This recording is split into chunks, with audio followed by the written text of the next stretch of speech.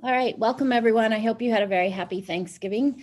Happy to have with us today Hannah from the YWCA for our Lunch and Learn, and she's going to be talking with us about some of their recent programming around race.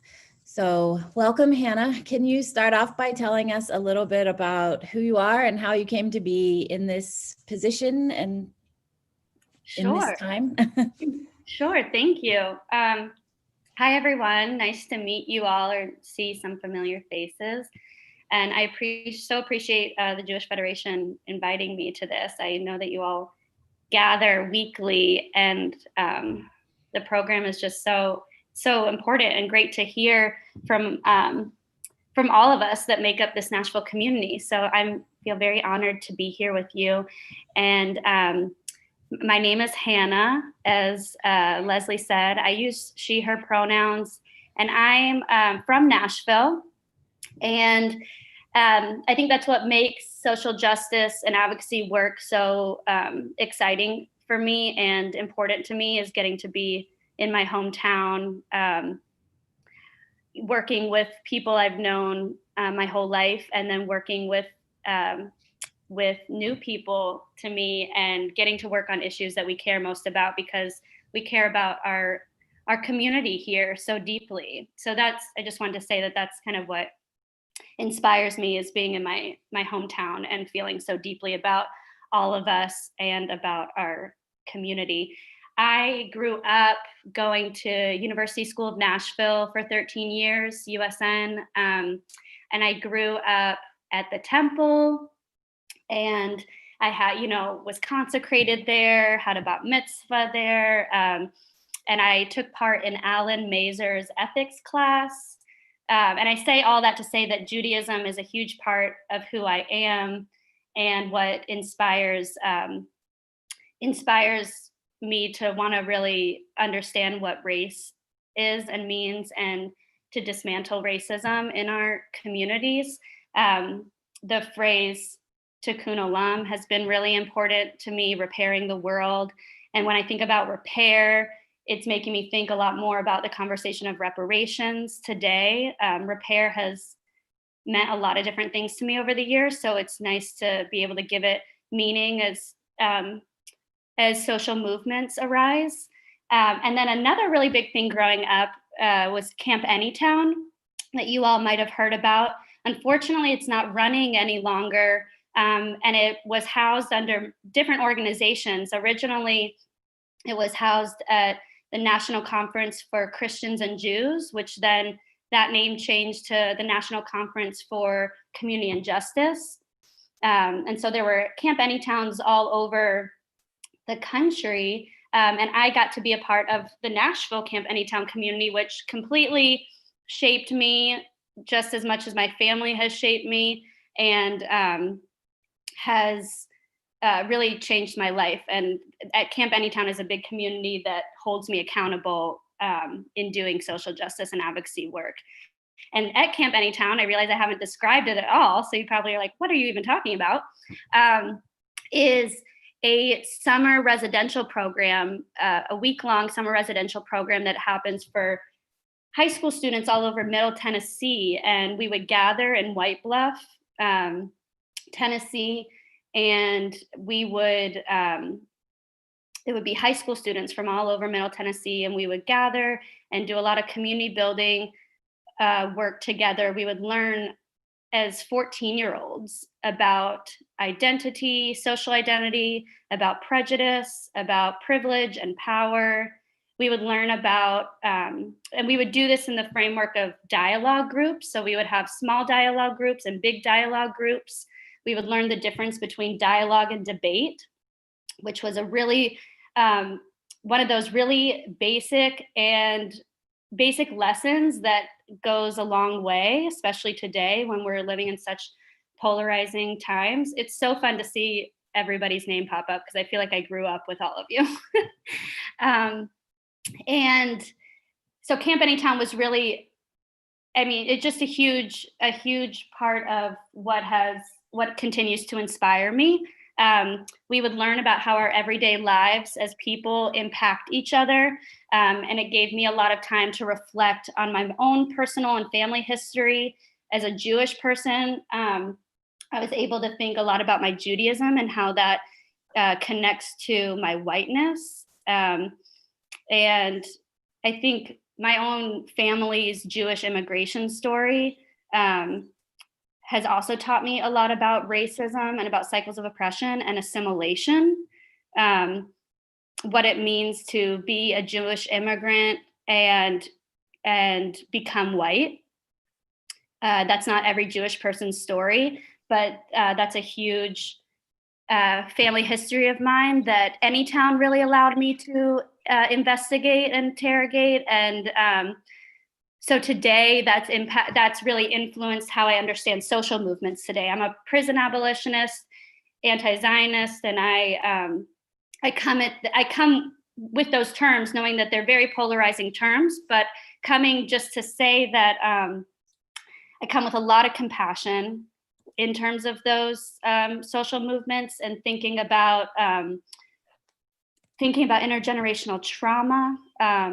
As a Jewish person, I think about that a lot and what it means to survive. So these social movements, these are constant conversations that I like to have in my life because they're not clear cut and they are so personal. And so I really believe in the dialogue about all of it and that we can all come together and be able to communicate about these very difficult conversations. And I think the conversation of race is a core conversation, and being able to build community and being able to transcend borders and be able to dismantle white supremacy in all the forms that we see it. So that's kind of who I am coming into this work. And I can keep going. Should I pause a little bit? Sure. So I have some questions that I think will kind of give people a little more detail about the specific programs that you guys are offering, and that might be a good launching point, and then let the audience take some questions, give some questions as well. So I second your love of Camp Anytown. My son actually got to go one of the last years that they had it, and I know it made a huge impact on him as well. So it sounds like a great training ground for the next generation of activists locally. So can you talk to us a little bit about like an overview of the type of programs that you've been offering at the YWCA? So some people are going to be familiar with the programming and others much less so. So can you just give us a kind of general sense of what you're offering? Absolutely. So the YWCA, I came to work at the YWCA over 3.5 years ago, and it's, at its heart, they call it a social justice organization, and there are many direct service programs that the organization houses, and we have the Weaver Domestic Violence Center, which is the largest domestic violence shelter in Tennessee. Memphis actually has a 90-bed shelter, which is technically the largest, and Nashville has a 65-bed shelter. And oddly, because Memphis's shelter is under-resourced, they're not able to bring in as many people into the shelter, even though they have a 90-bed one. So the Nashville one actually brings in more people, even though it has a 60-bed shelter. So it's interesting to think about the differences in which cities are resourced and under-resourced in different ways around that issue. At the shelter, there are many different programs like counseling, court assistance, transitional housing, and it's in an undisclosed location for safety reasons. But that is how this YWCA got started. It's how a lot of YWCAs have gotten started, providing residence to women in need in that way. So it also, you can go into the shelter if you're of any religion, race, class, gender identity. Men typically are housed in neighboring hotels, We have partnership with different local hotels. And that separation, particularly between men and women, is intentional at the shelter in terms of being trauma informed based on people's gender-based violence experiences. And then gender nonconforming people are also welcomed at the shelter as well, and trans people for sure. So just that's the shelter, which is the main direct service work that the organization has done for years. And there's also several other programs that are interconnected, but we have a Men Together, which is a violence prevention program, and is a youth development program with youth who are being raised as boys. And it's based in our Metro Nashville public schools. And that's all about building healthy masculinity. We also have a Girls Inc. program that is based in Metro Nashville public schools, and that's all about youth development, particularly with youth who are being raised as girls. And I say that to say that youth of any gender identity are welcome into those programs. The dynamic of the program is thinking about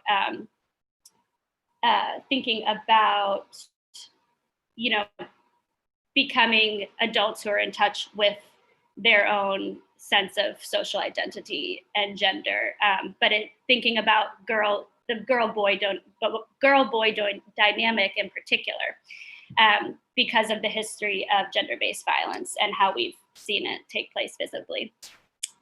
Not to say that people who, even though we know that a lot of gender nonconforming people face gender-based violence as well, so not to undermine that in any way. And then we also have a family learning center, which is one of my favorite services that the organization has. And it's for adults who weren't able to graduate from high school or go to high school, and they are able to study to get their high school equivalency. It's to take the high school equivalency test. It used to be called the GED. It's now called the HiSET, the high school equivalency test. And we also have a Dress for Success program, which is all about providing professional clothing to individuals who have gotten job interviews, but need some career coaching and professional wear for those interviews. So those are the kind of a summary of the different direct service programs that the organization does. 3.5 years ago, or maybe 4 years ago at this point, our CEO, President Sharon Roberson, she decided that we needed to be more mission focused, and she wanted to prioritize thinking about our social justice work, since that's a huge part of our mission, and really what it means to eliminate racism, which is the first part of our mission. And so she created a job position where that person would solely think about how to embed racial equity practices into the work that we're all already doing through our direct services, and then also how to buffer our work that directly addresses racism and what that means for the people that we serve too. So that's the role that I came into about 3.5 years ago, and I'm happy to talk more about that if you all have any questions. I'm happy to keep going and can pause again. That's a great overview of all the programs that you're offering. Can you just give us a little bit of a sense of how much COVID-19 has impacted the work that you've been doing, in particular the shelters? Yes, absolutely. So the work has changed a lot due to COVID. And for instance, at the shelter operations have changed a lot. The number of calls that the crisis center gets at Weaver has increased. And I think it fluctuates over different months, but generally speaking, it has increased during COVID. And so the shelter operations have changed in order for us to be able to continue to do that work. Because there are people in person. Obviously, it's all in-person work. You can't do it virtually. And so masks are required for all staff and residents when outside of their rooms. The staff at Weaver take temperatures and complete daily COVID forms to contact any trace if needed. They're doing extra cleaning and sanitizing. They have several rooms that are quarantine rooms if there are clients who experience symptoms.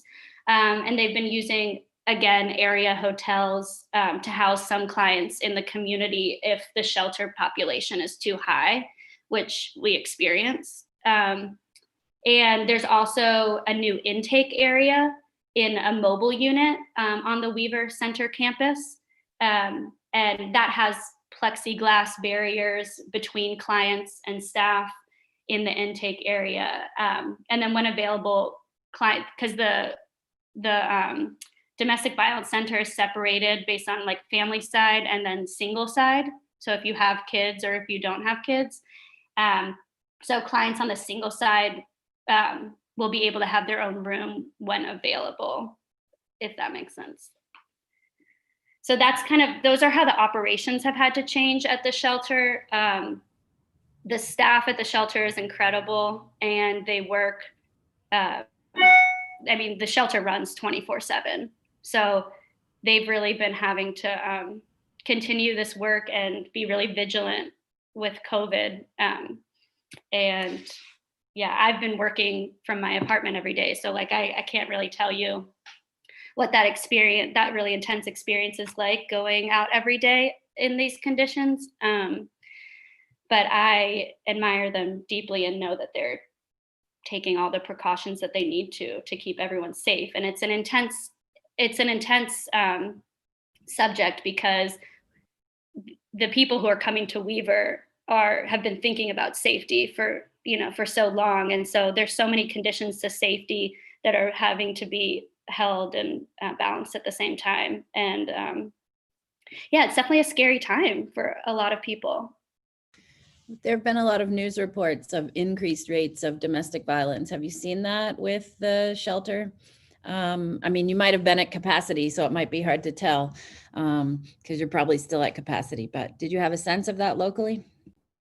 Yes, and to be honest, I'm not the best person to really inform folks on that, because I don't work in the domestic violence shelter, but I connect the eliminating racism work to the work that happens at the shelter, and I'm happy to talk about that a little bit more too. But yeah, I mean, rates have been going up, I think, all across the country, and it's definitely happening locally as well. Sorry, I can't speak more to that specifically. No worries. Let's talk a little bit more about your specific race work. So you mentioned that race is part of the YWCA mission. Was that always the case, or is that relatively new? Yeah, it's actually been the case for a very long time. And the YW history is really interesting. Every affiliate is very different. And while the majority of YWCAs who do women empowerment work, a lot of those affiliates do focus on anti-domestic violence work, and that is what our affiliate does. But they're all so different, and the mission is so broad and bold that a lot of affiliates either interpret it differently or choose to take on different components of that work. I know that the history also is very interesting, and I'm not going to really go into a lot about it, but you can look at the YWCA USA website for history on YWCAs, and when like the first African American YWCA branch that opened in Dayton, Ohio in 1889, and there's more.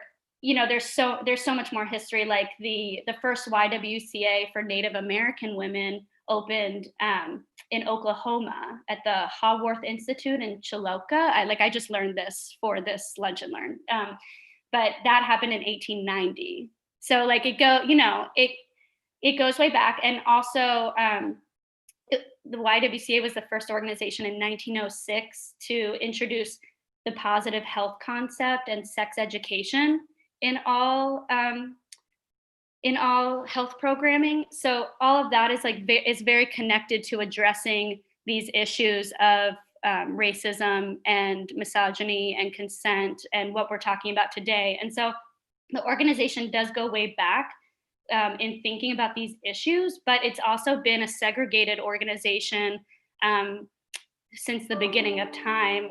And I'm trying to find there was a date because one of the YWCAs opened up before slavery was abolished.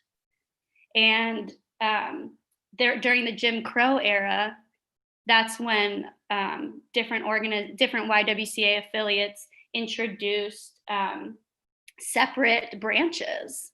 And one of those branches in Nashville was the Blue Triangle branch, which was for Black women in Nashville under YWCA. So I think the influence of the Jim Crow era of segregation was, really influenced the YWCA's operations. And then at a certain point, the YWCA in Nashville integrated those two branches. But it wasn't, there were so many, segregation has been a huge part of the organization as well. And so I think that also goes back to whenever we're in our own organizational settings, we can see how social structures are replicated in those organizations as well. And so we're still trying to address those inequalities today. And that's why Sharon Roberson created a position to specifically address those systemic issues that we see turn up in our direct service work, in our advocacy, legislative work. I see that Avi on the thread is asking about local and state level legislation. And a lot of, domestic violence work and racial justice work have really butted heads in history and continued today. So there's a lot of complex questions that we're having to ask when we want to be true to our mission of eliminating racism. We have to ask, does everybody have access to safety and security? And why do we not? Why don't we have equal access? We know that the police are a big part of that. We know that fear of deportation is a big part of that. So there are a lot of questions that connect to the contradictions of mainstream anti-domestic violence work and then mainstream racial justice work today that are questions we're always having to ask ourselves internally at the YW because of that really intense interconnectedness that we face in our mission. And legislatively, it's very tricky because domestic violence is, we think about in the criminal justice system, with a racial justice perspective, we don't want to perpetuate mass incarceration, right? And then in mainstream domestic violence settings, a whole lot of the time, there's this phrase called carceral feminism, which means you're leaning on the criminal punishment system for resolution when that it ends up perpetuating all of these isms that we're trying to dismantle. So, and doesn't necessarily stop violence. So there's so many complicated questions that we have to ask ourselves with this bold mission that we have. Can you talk a little bit, for those who are unfamiliar with the organizations, what's the difference between the YWCA and the YMCA? Is there overlap in programming? Is it a totally separate agenda? I think for a lot of us, we hear kind of Christian association and we glom them together. And as a second part of that, how relevant is the C in YWCA still? So is it still front and center a Christian organization? And how does that bear out in the clients and programs that you do? Yeah, that's a good question. So it is not a Christian organization anymore. It used to be, and in getting ready for this Lunch and Learn, I asked some of my supervisors about because I know the rescue mission, am I saying that right? I think, you're required to take part in community prayers there. And as far as I know, that hasn't been the case at the YW, but that's like the most obvious form of, is this Christian or is this not? At least in my perspective as a Jewish person working there. And that's never been the case. They haven't, you're not required to do that. And the Christian part is not a part of it anymore. It's not even an acronym anymore. It doesn't even stand for Young Women's Christian Association, which it used to. And I think that changed not too long ago, in 2015, maybe. I could have gotten that wrong, but I'm looking at all the dates I have in front of me. And I think it is 2015 that the YWCA USA changed that. So now it just goes by YWCA. It's a totally separate organization from YMCA, though I think they were popping up at the same time, totally separate. And I know that YMCA still has its acronym, but YWCA is just what it is with its origins. And you can feel its origins in many ways, but it's not technically a Christian organization. Jessica, I think you had a question. Yeah, my question is much more general. So if people want to stay with specific questions, and then I'll ask my question after that. I saw a question. Yeah. All right. So Arlene posted a question in the chat about, Hannah, are you partnering with other organizations in Nashville to work on structural racism? And if so, which ones have been the most effective? Thanks, Arlene. Yes. So that has also been part of the work, is to be more in community with people, for the YW to be more in community with people who have been doing this work to address structural racism. And our Stand Against Racism programs have helped us build those partnerships, because it's all about building community among people who are doing local racial justice work for our Nashville community. And with that, though, it's not been easy, because as an organization who's kind of just starting to do that work, you don't want to come in and be like, hey, but so I think through our Stand Against Racism webinars that we've been doing, that started off as Lunch and Learns in our Woodmont office, we've been highlighting those local leaders who have been doing the work. And so that, to me, that's us coming in, being like, tell us what you've been doing, so that we can all learn from you and raise awareness about the work that has been going on. And I'll name some of those organizations who have really helped us out along the way. And I'm also thinking that there have been many organizations who have helped us, and Gideon's Army has spoken on some of our panels. Actually, Larry Turnley from Gideon's Army just spoke at our last Stand Against Racism panel addressing policing. The Equity Alliance, especially with voting, the ACLU, which other organizations? So many, and I wish I had this list in front of me. I know you had Turk represented at some of your programs. Turk. Right. Yep, absolutely. Yeah, I saw that panel, which was like amazing. And I think Conexión Americas was there as well. Am I yes, you're correctly? right. Yeah. Yes, exactly. Yeah. Exactly. And so I think that's the role that the YW, what we're trying to take, because, this is all, we're just creating it as we go, and, trying to just process as much along the way. But the role that we see ourselves taking on is a role of a convener and bringing people to the table, which has been a role of the YWCA in its history entirely. They were one of the first organizations, I just learned this, to have an interracial conference.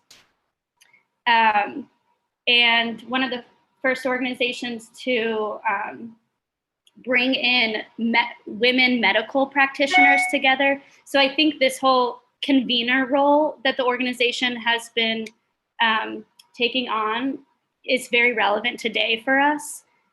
And the local organizations have been a huge part of what's been able to make our programming work, is because it's all about highlighting the work that's happening in Nashville. We also, Open Table is another organization that we partner with. They've, taught us de-escalation trainings, trauma-informed trainings, and those questions are really connected to dismantling racism as well. And thinking about how racism, comes into our own bodies and what that means when we're addressing conflict in the moment. And then, so it takes on individual and interpersonal connections, and then it also takes on these institutional and structural manifestations that we're trying to adjust through legislation, but also through consciousness raising and public education campaigns, which is the point of our Stand Against Racism work. And when I think about the, addressing white supremacy and racism work that we're attempting to do, it's not as much in the legislature, and it's definitely through public education. Can you talk to us a little bit about what you'd like to see from the Jewish community, so how we can help be supportive of the programming you're doing? Oh, I love that question. Well, I'm so proud of the Jewish community, and that's we're obviously a not a monolith. So when I say community, I mean Jewish communities. And I think what I've always gotten from our communities is that we challenge ourselves to always ask questions, and we challenge ourselves to I'm really thinking, I've got to be a little transparent right now. I'm thinking about in the 1880s, when Jews were being persecuted, in different places, but in Poland and Russia, that's my family's history, part of it. And Jews were being persecuted and fleeing those areas, came to Palestine, and what that meant. I think they were called the Old Yeshuv at the time, and what that means to be a refugee is, I think, really powerful in this day and age. What does it mean? Because there are a lot of local issues about gentrification, right, that we hear about in Nashville, and our local Jewish community is very very big in the housing advocacy realm of things, bringing affordable housing to people and combating gentrification. And I think the question of how can the Jewish community support support the why you guys are doing. But I think just this bigger question of social justice is, what does it mean to be a diasporic people? And what does that mean in terms of the local issues of gentrification that we face today? How do we create liberatory spaces wherever we go? And I think that's my Judaism talking when I'm trying to imagine what it looks like for all of us to be safe, and what it means for self-determination in the Jewish community too, because that's so important. So what does collective liberation look like in all the spaces that we inhabit or that we occupy? How, I think just asking ourselves of our Jewish values all the time is what creates a supportive community. And I know I think many of you have been on our lunch and learns, but I would love to see you there next time. Our next Lunch and Learn is going to be in January. We've also started another way if you want to support the YW social justice work. When COVID hit, we did a 21-day racial equity and social justice challenge, and that was all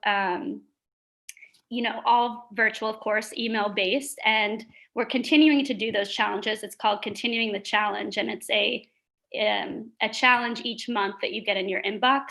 So you can sign up for those, be a part of those. Anytime you guys have thoughts, I mean, I'm always very open to hearing ideas. So feel free to, email me or call me about any ideas you might have of how to partner. Avi Poster is on our advocacy committee.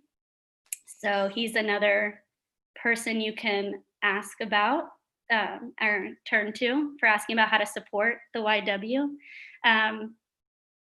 But yeah, there are many different ways to support the YW based on your interests. And I think that's why, because there's so many programs and they're all very connected in terms of our objective of trying to bring about, freedom, dignity, peace, and justice for everybody. But there's definitely many different ways to get involved. If you are wanting to volunteer yourself, there are many direct service programs that you can volunteer with. If you're wanting to join, an advocacy event or public education event, you can participate in that way. But it really depends on what your interest is for how you want to get involved, I think, or support. And Leslie, if it's okay, I just wanted to on to that question and your response, which was really beautiful, and thank you. And I'm new to Nashville, having been very involved in social justice in Columbus, Ohio. I came down to marry the guy standing next to me, and I am privy, as his wife, of listening to people talk specifically in these spaces of the intersection of Jewishness, of being Jewish rather than doing Jewish, I would say, being Jewish and Black Lives Matter or racism. And so I'm privy to hearing people with a very different perspective on this than what I'm used to. And I was really struck by when you talked about the difference between discourse or discussion and or dialogue and more argumentation. And I would love to know what you would say to Jews who have that, I would say, that ancestral trauma that you talked about also, who are fearful of our support of Black Lives Matter, are fearful. I also hear a lot of fearful about the way our universities promote ideas that can be seen as anti-Semitic, certainly anti-Israel.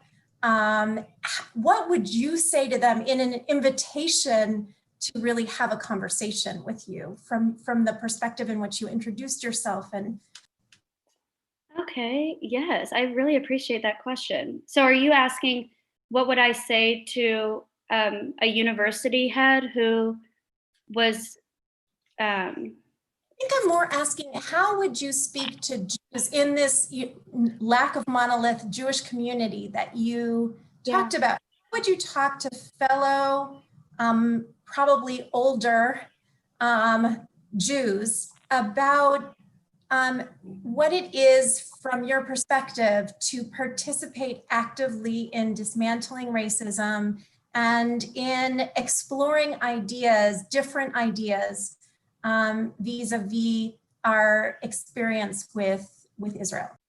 Jessica, can I build on that for a second? Because it's just a little question. No, it's just a little, but it's incredibly important. And I had asked Leslie if I could kind of move Hannah into that arena as well. Hannah, I think I think the rabbi's question is really perfect. What can we learn from young people about how they view the world and how it relates to our love of Israel? And I'll challenge you even a little step forward, because you and I have talked about this. How do we talk to people your age, who their natural inclination is to look at issues both in Israel and in the world and say to us, it's not quite resonating with us, but yet we still love Israel and we need to be part of that? I'm worried about losing your generation. And what is it that we're not doing with your generation that we should be doing? I I'm love sorry, it. Jessica. So there's really, I just broadened the question to older people and younger people. But I'm afraid of losing the Hannahs of the world. Yes. I mean, thank you. I don't want to be lost. But I want us to be. I don't want to lose, and I don't want to lose you. And I don't want to lose you. I love these questions, and I am very interested in intergenerational relationship building in social movements. It's a huge theme that I think about, and we need each other. We really need each other. And I would love more. I think what we need to do is just have more spaces like this to hear each other. Like, I need to hear your, like, Avi, I need to hear your perspectives of what state sanctioned violence means to you, and like what your vision is. And I think intergenerational trauma is a huge part of I think these social movement spaces need to be trauma informed, because obviously we're coming with a huge histories and that are very much alive today. And so I think the more that we're able to listen to each other, I really do think that is just the environment we need to be in order to be able to address how our intergenerational traumas have impacted our political identities even. And I know that intergenerational trauma is something I think about. And it's kind of related to what I was saying earlier about, like, white supremacy lives in our bodies. And so what does that mean when we are trying to dismantle white supremacy if it's in our bodies? And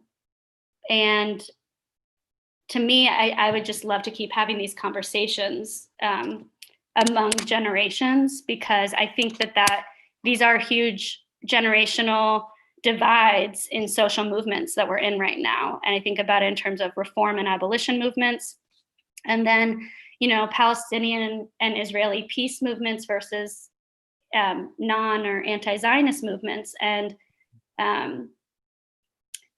I think it's really, I think it's very hard. And I think it's critical that when we're thinking about what does it mean to dismantle white supremacy, that we're thinking about what does that mean to dismantle it in our own bodies and in our own everyday lived experiences. And so white supremacy and Judaism is a huge connection. Clearly, as Jews, we are targeted by white supremacy.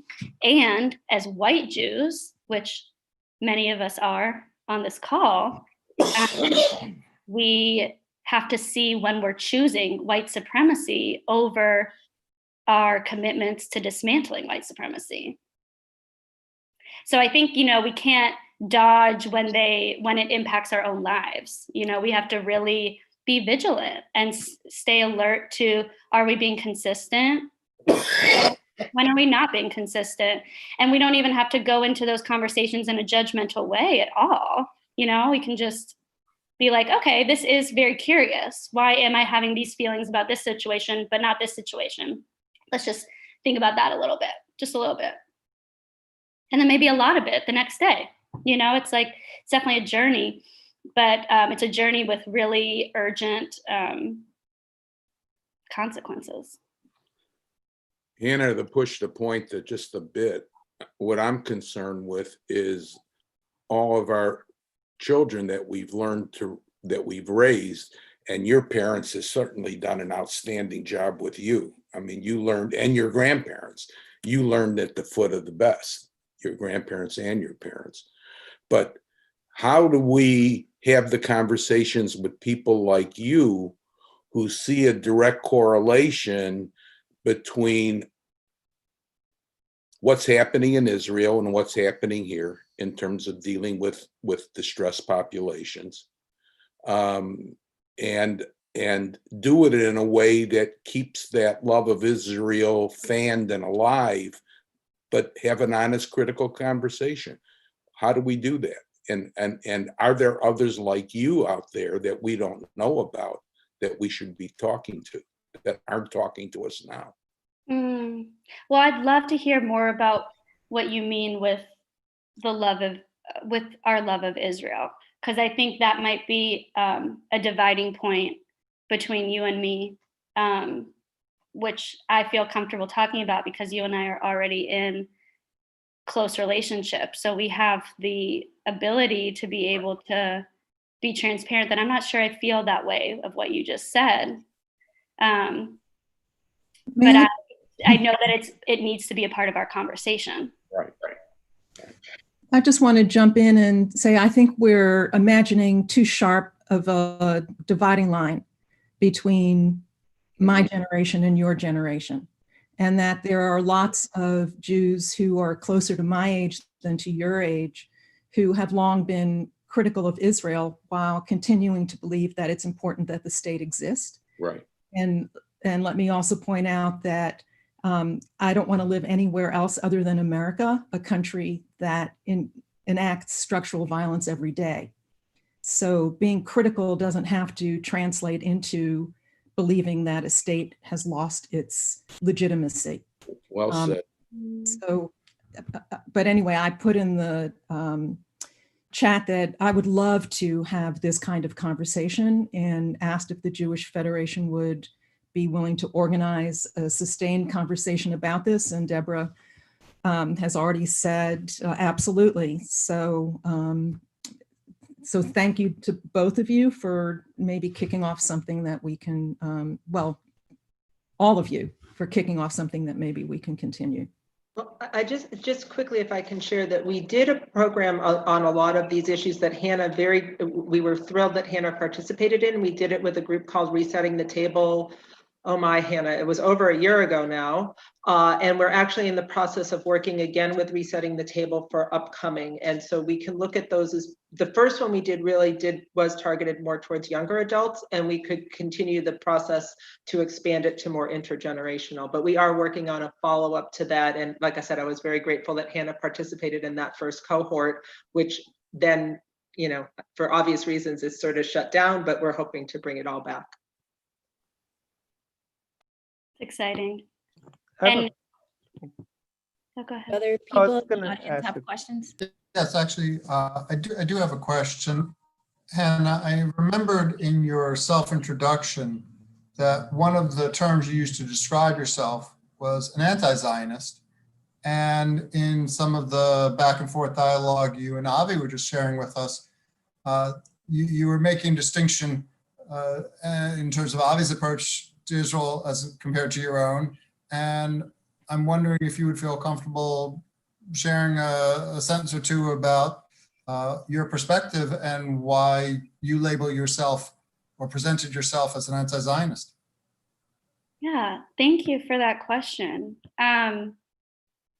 I present myself as an anti-Zionist, actually very similar to, I'd like to connect it actually to Arlene, what you said about how we live in the United States, which is another country that has occupied another people and has enacted structural harm and displacement and a lot of fatal violence onto another people. So that's the perspective I'm coming from, is that it's another reason why I'm a prison abolitionist and an anti-Zionist, is that I think I'm realizing I don't believe in nation states. I believe that, and it's funny, I will say this, my Zadie, my mom's dad, Right. was a philosophical anarchist. Right. And I've been thinking about him a lot, you know, it's where I come from. And I think I'm identifying with that phrase more and more, of being a philosophical anarchist. I don't know enough about anarchy to be able to actually, you know, say that, but I do believe there's an inherent violence of the state, and that I do not believe in. So that's where I'm coming from. And that's why I also brought up the old Yeshuv from the 1880s who came to Palestine without the intention of creating a Jewish state, but came to Palestine as refugees for their own safety and security, and who lived as neighbors with Palestinians.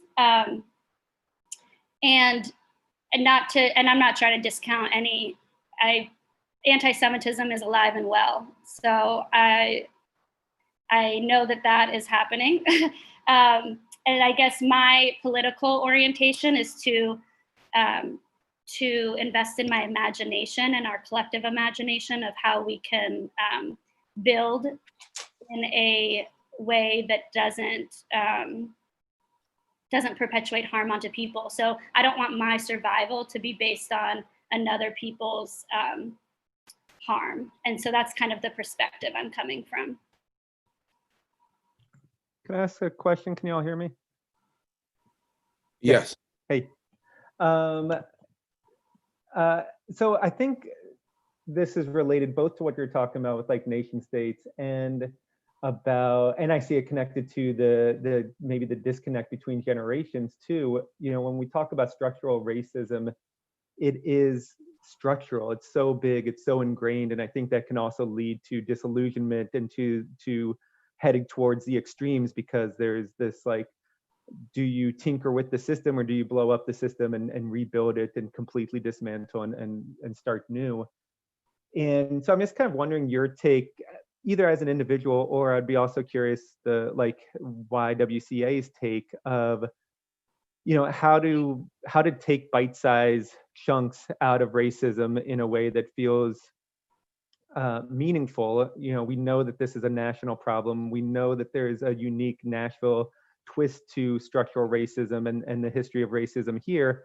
And then, you know, you were talking about why WCA has their own legacy and baggage with racism. Individually, we have our own baggage and struggles with racism. So just curious, like how you see the appropriate bite size as an individual and also, you know, among YWCA.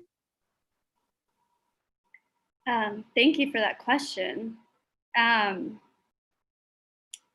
I think it is, trying to think about how I want to respond, because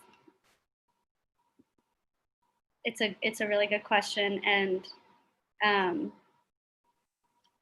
I was telling Deborah this before we got on, that this week I've been participating in this international conference, or this international training by the Academy for Systems Change. And it's all about awareness-based system leadership and how we need to be aware, how we can practice being aware of our system as self, our system as an organization, and our system as a community, and how that system is all one big system, but there are these different parts in it. And it's reminding me, Arik, is that how you pronounce your name? Eric? Arik? Hard R, Arik. Arik. Arik, thank you. Reminding me about what you're asking about with the different components, like how do you, can you repeat maybe the question for me again? Yeah, just how do you think about the bite size? You know, you could spend your whole life working on just understanding like how racism emanates in your own self, let alone how it emanates within YWCA and their structures and organization, let alone in Nashville, let alone in national. So like, how do you do both? How do you kind of work on yourself and dismantle actual structural racism in our community? Yeah, I love that question. I think my own practices around that are thinking about how structural racism manifests on these different levels. So again, like, how is it in my body? How is it in my own psyche, my different mental modes? Like, where have I received messages from different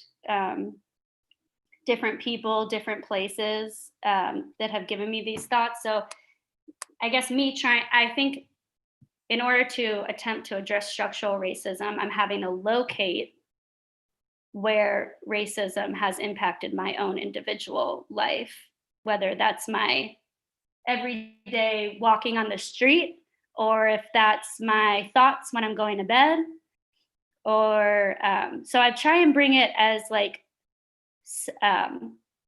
like, I don't think we can do any of this work if we're not addressing it in ourselves. And that's a huge thing that Camp Anytown has given to me are these different practices for doing that. And I guess that's what I think is a good way to dig in is how have you been impacted by all of this? Not to center necessarily white experiences in that, but how have we internalized white supremacy in our own decision makings, whether that's an everyday decision we make or a political donation we make, But I think turning inward is a really good place to start. Thanks for the question. It's a great point about turning inward. I think that can inform all of our work.